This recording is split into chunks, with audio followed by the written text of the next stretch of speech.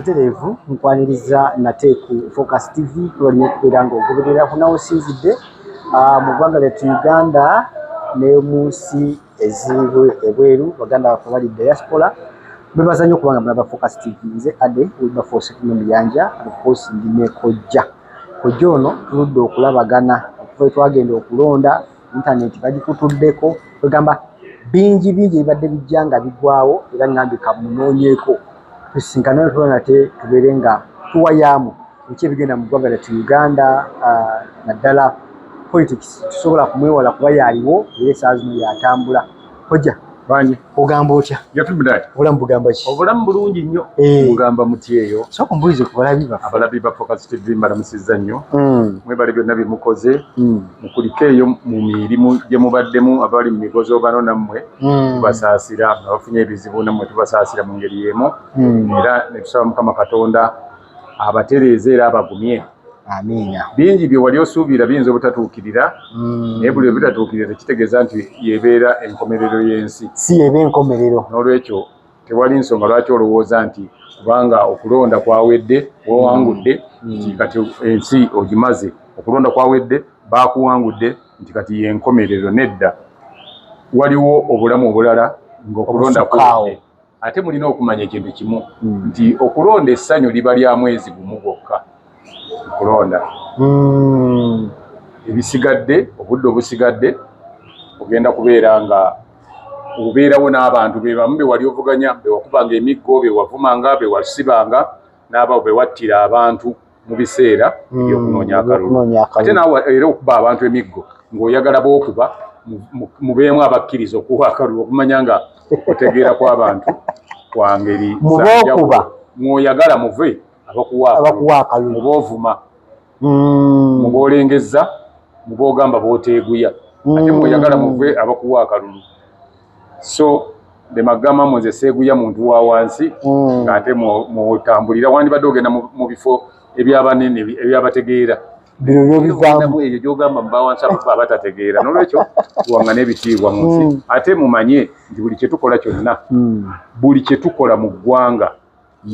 nga tuli mu Uganda nga wano tukikola lwa bulungi bwa ggwanga lyaffe. Weewale nnyo okukola ebintu binazza eggwanga lyaffe mabega. Kojja abantu wadde bava mu kalulu naye tubajjukize ka bicycle kick. Bicycle kick mulina okuba nti mumutegeera. Bicycle kick mulina okuba nti mumwagala naddala abakyala kuba yasibadde asinzwa okubavumisa bammwe. Tewali nsonga lwaki ogamba balo nti tamalaako.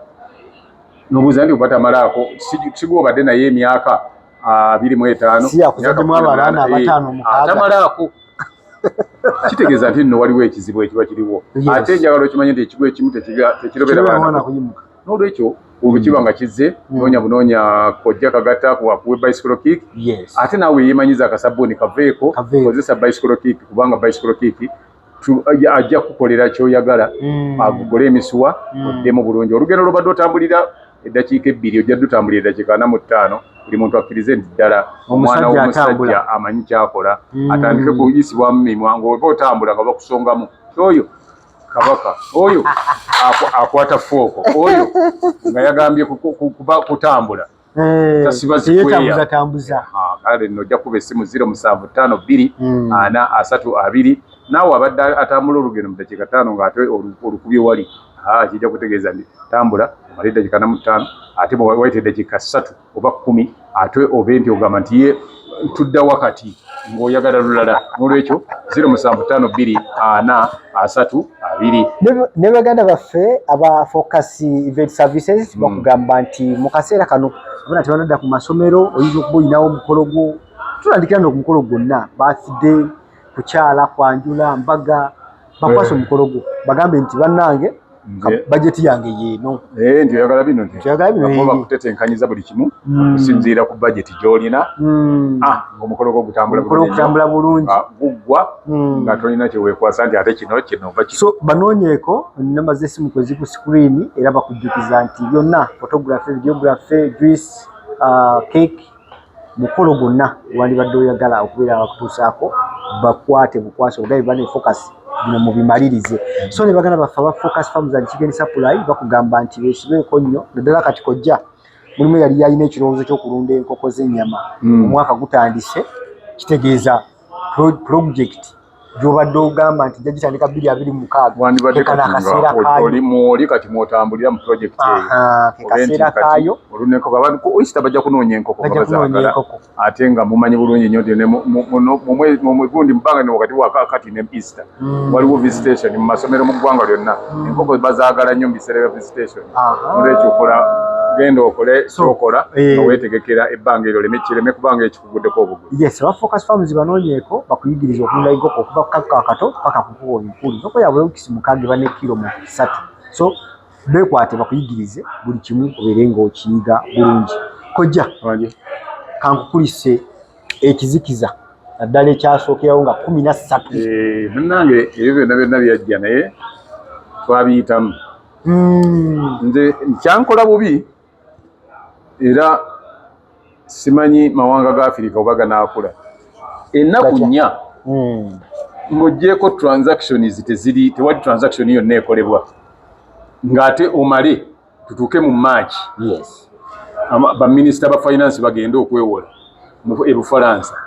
naye nga ssente ze wali olina okukola wazeeremesa. Toyinza genda Bulaaya nga waliyo ensi eronda ne bajjako internet. Naye wano ffe tujjako internet mu biseera ebyokulonda kubanga on the interest of one person batukolerera kintu kimu twagala omuntu omu afune kyayagala naye bw'oba omanyi nti gwe mwagala afune kyayagala ate era nga okutegekebwa okulonda yasalawo okutegekebwa oba nedda. Kati lwaki temubijjawo bujja n'agamba nti tujja kuba kulonda oba ate ne bwekutuuka kugenda mu campaigns ate era alemesebwa abalala balemesebwa ate emiggo gikubwa abantu lwaki mutegekawo ebintu by'okukubisa abantu emiggo. Nze ndabanga ababirese tusinga kuba naye emabega eyo gye twali byali tebiriiwo mu emyaka egimu nga bivaawo nga tumanya nti tebiriiwo singa otukubira abantu n'otuttira abantu. Kati bw'otunuulira abantu abafudde mu biseera bya campaign tunuulira abantu abafudde ku lunaku olw'okulonda obulamu tebuzikawo naye ate nga bonna bafa battibwa basibwa bakubwa kubanga baagala bafugibwe.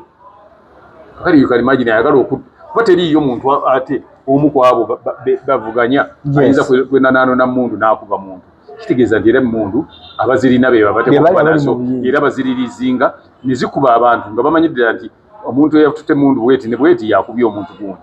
Naye tetumanyi sabe Mukama Katonda ebyo byonna bireme kubeerawo mu ggwanga lyaffe. Eggwanga lyaffe libe nga litambula bulungi buli bye tukola byonna tubikole nga twagala eggwanga lyaffe kugenda mu maaso so si kudda mabega. Kojja eyo gye walondera byatambula bitya? Byatambula bulungi kuba tetulina buzibu na bintu bwe bityo ate nze sikwatagana na kintu kirimu violence era nakubirizanga abantu buli lunaku olukya nti tugende tulonde non-violently. Yes. Omukulu ateekateeka akalulu kano wa EC Justice Byabakama ku ntambuza ye ey'akalulu nga bwe katambudde generally yakoze atya nga y'omuntu? Bubi nnyo. Mu myaka gyonna egyakabeerawo ku kya Uganda yeefuga tebeerangawo kulonda kubinga kuno. Tebeerangayo kulonda kubinga kuno. Kati kitegeeza nti chairman yabadde tamanyi buyinza bwe. Obunafu bwabadde luddawa? Simanyi obwabadde naye nze chairman genda bani yabadde n'obunafu. Oyinza otya okubanga nga buli kye bagambako gwe nga gwe tokimanyi kati okolako ki ku ntebe? Simanyangako nti bakuba abantu, simanyangako nti Kyagulanyi bamuganye n'ajja n'abagulope ndiba bamuganye naye ate tebaddamu mugaana n'otavaayo kyogerako nti lwaki mumugaana ng'ali shadowed abagenda okugira nti ate bagenze abantu bangi. Uganda terina kkomo lya muntu, bantu balina kubeera kulaaleyo era teri kkomo lya bantu bakwagala balina kujja nga bagoberera gy'olaga, tekiriiyo. Era teriiyo bagambira nti kubanga abantu bamugoberedde temugende eno kubanga gundi kyali ne batuuka n'okuggala enguudo ndi mmwe temugende eno bali bamala. Ebyo biba tebikola. Chairman yalaga obunafu bwe. Nze sinenya babalemesanga. Ababalemesa oba oli awo bo baali bakikola ono orders naye nga bw'oba chairman wa electoral commission nga ebadde independent bulungi yani government please abantu be mugana bagenda murale emanyiddwa eri gazetted yani badde avaayo naye teyasobola kuvaayo kirabo era nze neewunya okuba ndina okutuuka olwaleero chairman wa electoral commission tannabaako kyayogerako kwebyo irregularities ezabadde mu kulonda kino bano bakoze bati bano babadde batwadde bakubye bano bakoze bati kubanze nalabyeko abantu abamu balwanagana neewunya naddala nalengedde egindi ekyotera nga bakutte gundi bamunyolanyola bamuggyako DRFOM Lutaya nga chairman teyavuddeyo kwogera ku ebyo byonna batuuka mubuuza nti bino byoyogera bino biki obijjawa nga ate annyonnyola birala kati awo kitegeeza nti yabadde teyeetengeredde oba tamanyi kye yabadde akola amanyi kye yabadde akola oba annyonnyola abantu kiri bwekiti ate obeera ne bwobeera nga byoyogera bikyamu wewalanga nnyo okusikattira kunanaagira okwo stamaring tekikola kiba kitegeeza nti onoonya byona alimba abantu koje musajja muyivu oyo ate era ate ani awakanye nti si muyivu obuyivu sibulinaako kakwateko naubaka kibuuzo kyonna nkakasa nti kyakola munnamateeka omutendeke kitegeeza byayogera amala bisengejja gwe amanyi mwe mulina ekizibu ekyo gwolowooza nti no buli mukazi azaala olwokubanga mukazi yalina okuzaala gwolowooza nti katonda ogenda okusoma amateeka nga katonda yakutonda n'amagezi g'olina agago ng'omuntu nga tonna bakufuna bwaki gwolowooza nti kati bonna abogezi b'oku mikolo bwe baba boogera ku mikolo boogera ebigambo byebimu kubanga bonna babumanyi obwogezi bw'oku mikolo lwaki kubako abasinga bannaabo era ne bagamba oli asukkulumye kumulya kati ne bw'osoma obwo mateeka eriyo abakusinga kale mbuuliraayo mu mwaka gumu gwokka omusango gwe yawuza n'aguwangula nga bw'alimu n'amateeka nnyo omutendeke omukukutivu ombuulire nti omusango gundi yaguwoza n'aguwangula tuyinza oba tetugenze mu fayiro ze zibikkula bulungi kati awo oyogerera ki nti mukugu nga fayiro tozibikkudde olwo byoyogera obijjawa kuba alinyisibwa amadaala ag'enjawulo ekyo kyangu nnyo osobola okusanga oli nga bamukuzizza eddaala ne bamufuula managing direct ne bamufuula director w'ekitongole oba waaki ekitegeeza ndi yazza kizimba aba yakisangawo okukuza abantu bakukuza kubanga tewali ekifo kyogendamu temuliimu akirimu bagenda okumagamaga nga guli yaliwo ng'ate gwe oluddewo okwo gwolowooza nti omukulu w'ekika yaba asinga okuzaala abaana abangi mu kika azalwa si yasingamu n'emyaka kojja omusajja ono byewakama yennyini bingi ebibadde bijja nga bikolebwa nga boogambye nti n'atavaayo kukola komenti yonna oba kuvaayo kwogera byonna byayogedde igwe nga bwe walabye engeri gye byatambuddemu kojja obumulumulu buva ku above oba ye nga y'omuntu ali competent anti bw'omala omuntu yenna gye bufane gye bugenda oli bw'oba musirikale ng'okuuma ku mulyango abaagala okubba ebintu bwe bajja ne bakukonvinsinga n'okkiriza bamanya nti ojja kusobola obbakolera kye baagala bw'ogaana bamanya nti omusajja ali competent tayinza kukkiriza kati ye yali incompetent nga buli kye bamugamba akkiriza kikkirize bano tebakkiriza okwewandiisa nti ye bano bawanduukulule nti ye n'atuuka n'okukozesa obuyinza obutali bubwe nga yeerabidde nti awo waali si mulamuzi wabula aliwo nga chairman w'akakiiko naye ate n'akozesa obuyinza ng'omulamuzi n'ajjamu bano n'asazaamu bali kojja twali tufunyeekokko mu position yennyini yabyabakame ya electoral commission omuntu ali competent ekimala mabegako eri aliwa n'ababaddeko bonna bakabwali kwaliko gundi Basekkono kwaliko Kiggundu kwaliko ani omulala Kasujja Sekkono baali bamugamba okukola byatasobola mulimu n'agusuulawo n'adduka kalulu kamu akakyako 1998 era bagenda okalangirira nga taliiwo adduse tali kulangirira bya kisiru yagamba bannaye bimugamba nga ye nga tabisobola n'abantu bangi nemugamba nti kino n'agamba nti aye kino kikola sijja kikola nze ndaba kirala sijja kukola omanyi abantu abasinga obungi aba atya kumuggyako mulimu naye mulimu kigwobeerako oguliko lwakubanga wakola ebibi ebisisiza bannansi oba ki teguba mulimu. bwe yali abamugamba okukola biri n'agamba si byebyo n'abita n'abuuka n'adduka neyeekweka olugundi aluwanga tebamulabako era gundi n'agamba nti nakati okusinziira ku mbeera eriwo tewabaawo omuntu ayogera ebivudde mu kulonda etteeka nali ne baliteekawo anaabyogerako wakusasula sente bwe zityo okusibwa era bululu bwatuuka okuggwa nga tetumanya ani nga tumanya ani awalaba bulabi nti nga bamaze okukola bye baagala aba tulaga nti Milton Obote awangudde okulonda naye nga owa ECC yako si yakirangirira oja ani omulala we yalangirira akalulu mu bulambuli kufubwako nga bwe kaali n'akalulu ka 1996 ndowooza nti yakalangirira gundi yali akabwayi ndowooza yali mutuufu akalangirira mutuufu bwako kola kandi buli manyi bagamba nti ebibi bisiŋŋana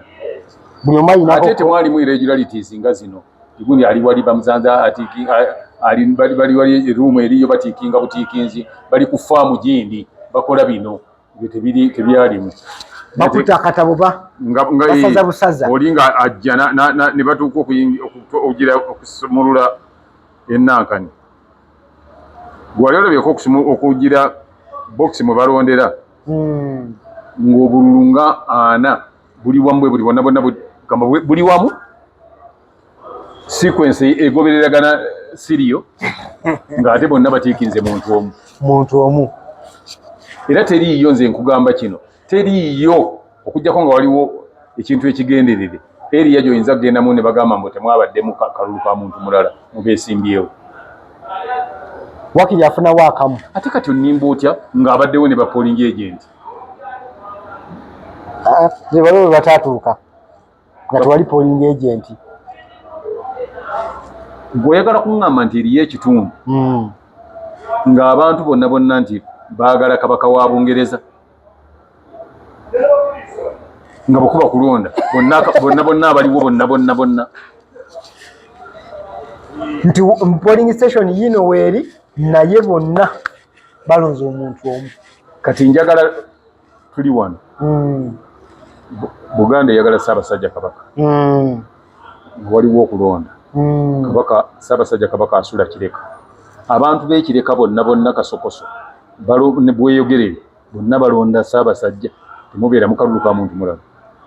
naye akajjiramu wake kati gwe nnimba otya nti ate kisoboka kuba bino ebiriwo kamala okuba abantu bonna bali bulungi nnyo era buli mbeera yonna nnungi malwaliro malungi enguudo nnungi ebyenfuna birungi bali bulungi basula bulungi era ne lwe bazze okulonda tewali kiyinza na kumutaataaganya nga ne intaneti bwe gibajjako ng'ebula ennaku 2 bonna ne balonda gwe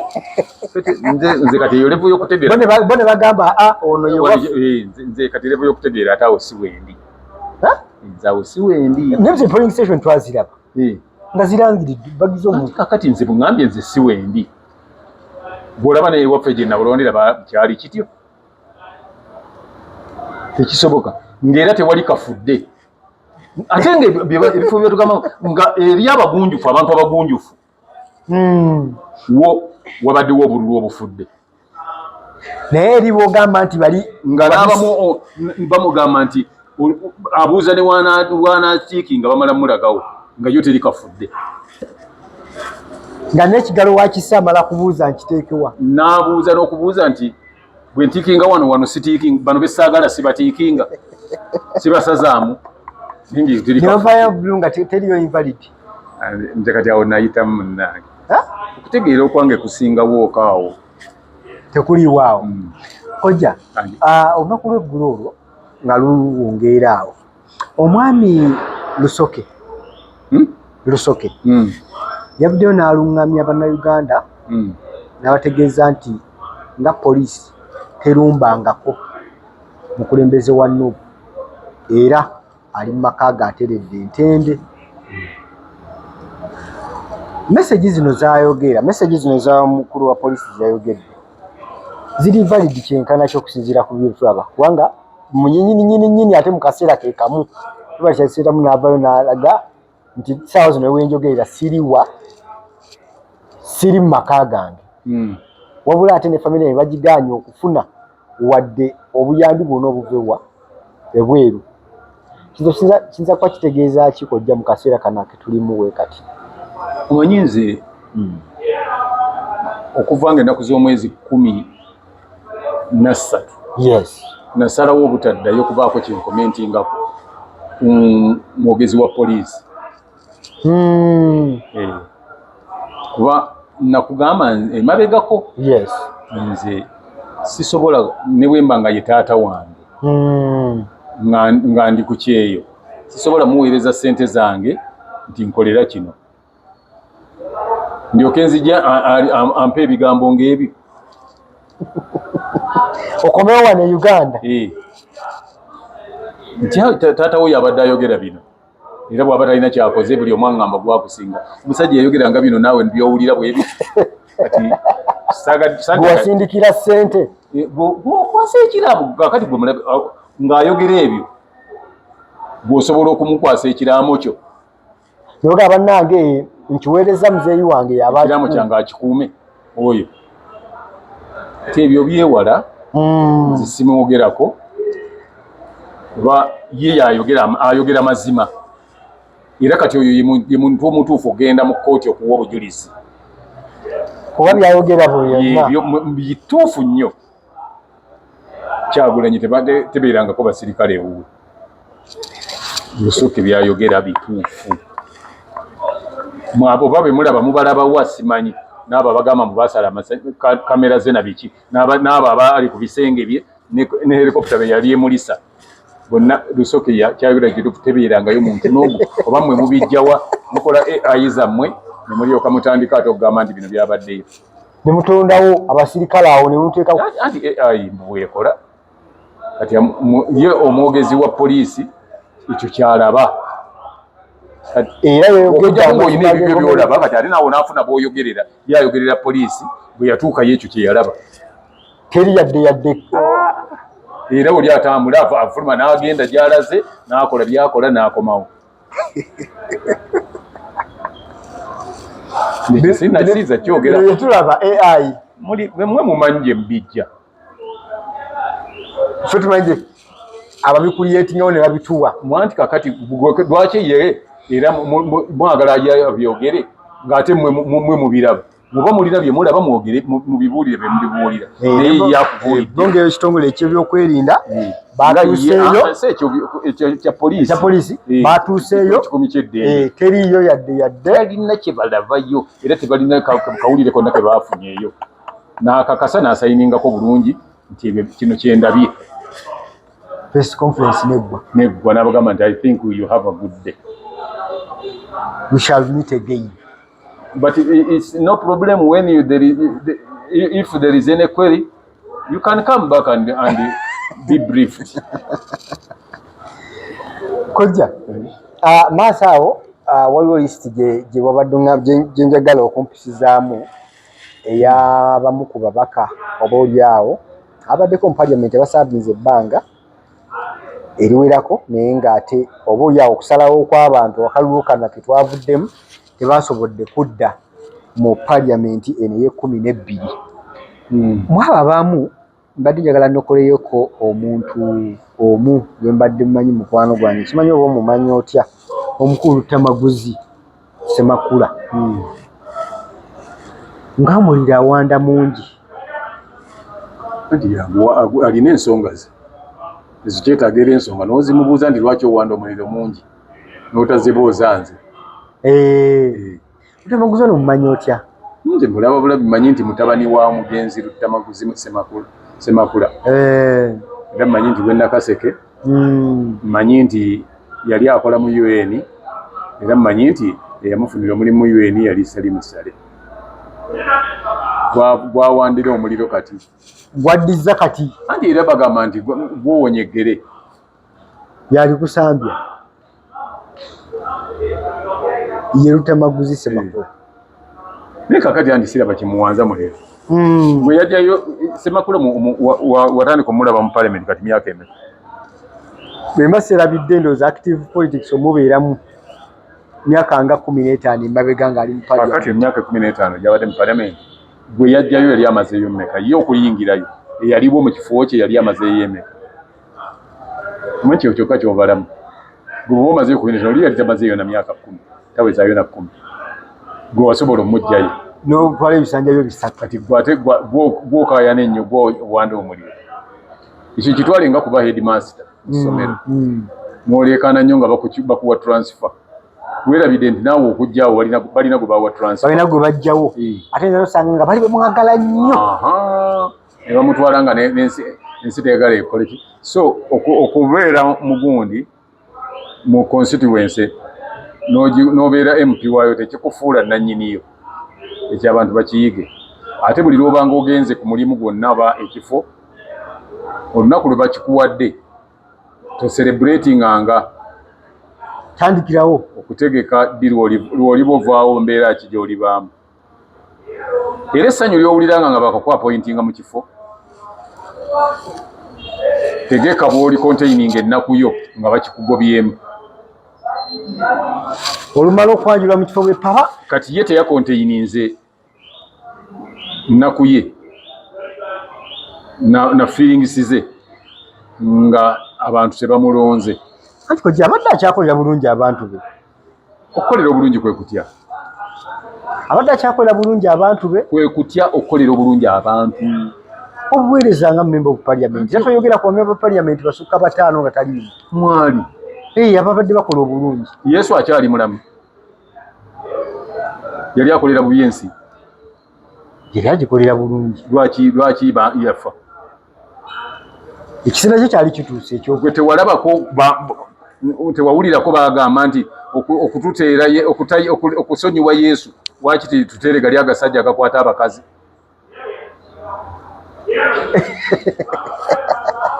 okututeera Yesu abakazi ne bagamba wakiri tooli omusajja atukwata wakiri gwe baba bata Yesu ye mukomerere afe so ebyo tebikuwozesa mu kuba obadde okola bulungi gw'olina okubeera abantu singa Yesu kati yafuga ensi yonna kubanga tewali gwe yali takolera bulungi nga tewali ggwanga ligamba nti atukolera bubi naye era yafa eggwanga libaliyita United States of America baatuuka ekiseera nga baagala omusajja gwe bayita Clinton afuga ebisanja ebiwerako olwokuba yali afuga bulungi naye ng'amateeka bwe gagamba nti newakubadde okola bulungi naye kale wano si mateeka ge gagamba nti ovaayo naye n'azina obulungi ava mu ddiiro ekiti ekitava mu ssengejjero kifuuka enkenku kifuuka wankindo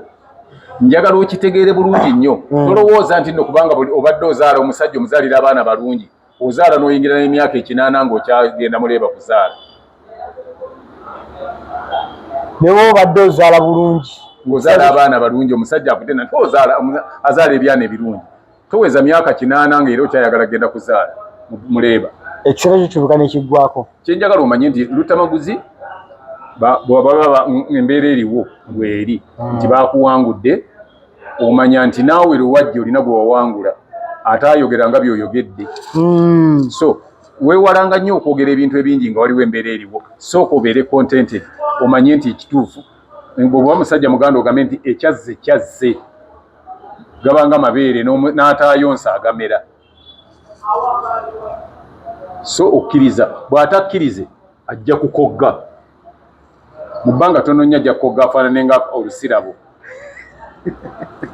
olusirabo olumanyi ensirabo ogimanyi kyeki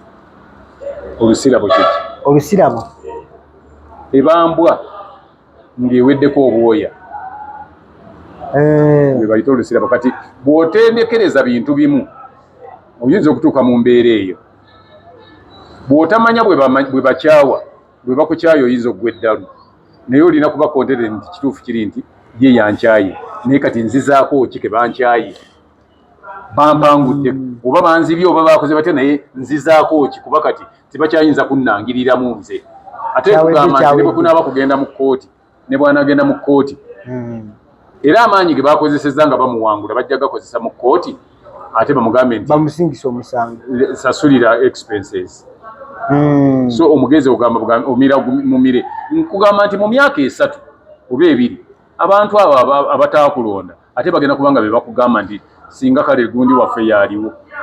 so bugujja. Abaami ba Focus TV bebaza okubeera nga mulaba Focus TV nsuubiza nti tujja banga tufunako jono bingi ebiriwo mu politics bingi ebiriwo mu bulamu bwaffe obwa bulijjo current affairs byonna bitambula mu ggwanga lyattu Uganda tukusuubiza nti tujja tulikuwa okulaba nga tumenyamenyamu ne Kojjoono obadde mulabi mulungi okuva gye twatandikidde okusaba tukumye wano leero tujja kuba tukuwa vidiyo endala mu maaso eyo era nga tumenyamenya bingi waliwo okutematema omuti gwagudde eno story eri awo tulina ababaka abawerera ddala abadde bannansangwa etugamba nti twe tubenyumirizaamu list Kojja aginajja gyekuwa naye mu vidiyo ezijja mu maaso awo. For now, bye bye. Kusubscribinga ku Focus TV yange bingi